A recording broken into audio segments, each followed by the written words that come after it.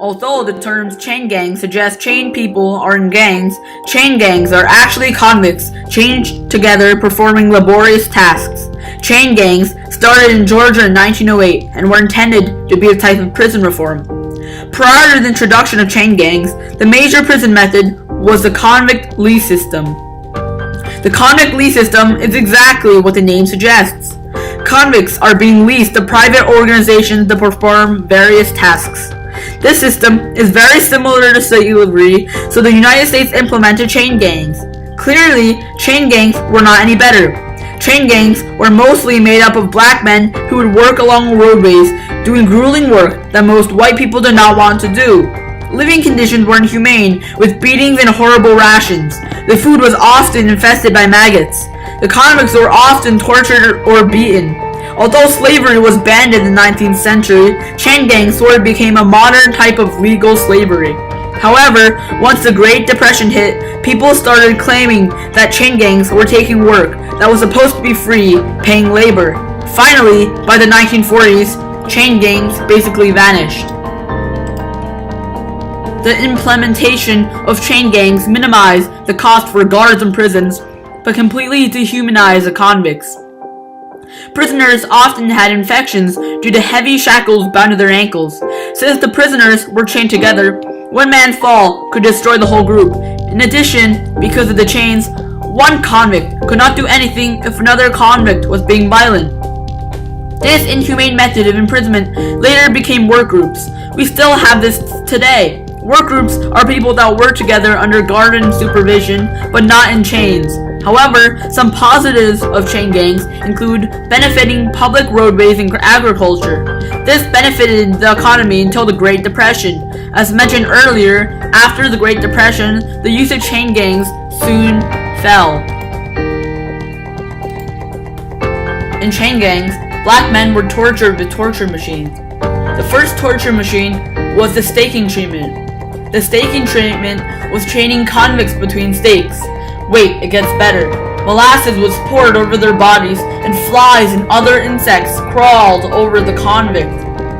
Second, sweat boxes were implemented. Again, this is exactly what the name suggests. The men in sweat boxes were locked in boxes, neither too high to stand nor too deep to sit. The boxes often exceeded 100 degrees Fahrenheit. Lastly, there was the Georgia rack. The torture machine was exactly like the medieval one. The convict was pulled apart by 2 hooks, a cable, and a crank. These machines surely are inhumane. In Black Boy by Richard Wright, Wright describes the chain gangs as elephants. Here is an exact scene from the autobiography. "Mama!" I yelled. "What?" she answered from the kitchen. "There were elephants in the street." She came to the kitchen door and stared at me. "Elephants?" she asked. "Yes, come and see them. They're digging the street." My mother dried her hands on an apron and rushed to the front door. I followed, wanting her to interpret the baffling spectacle I had seen. She looked out of the door and shook her head. "Those are not elephants," she said. "What are they?" "That's a chain gang."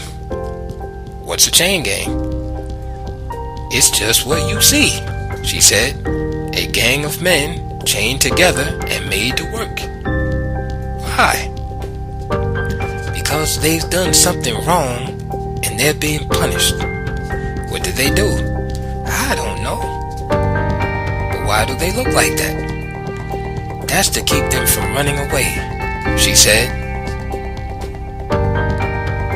"You see, everybody will know that they're convicts because of their stripes." "Why don't the white men wear stripes?" "They're the guards." "Do white men ever wear stripes?" "Sometimes." "Do you ever see any?" "No." "Why are there so many black men wearing stripes?" "It's because, they're hard on black people." This connects to the text because in a way, chain gangs were like elephants.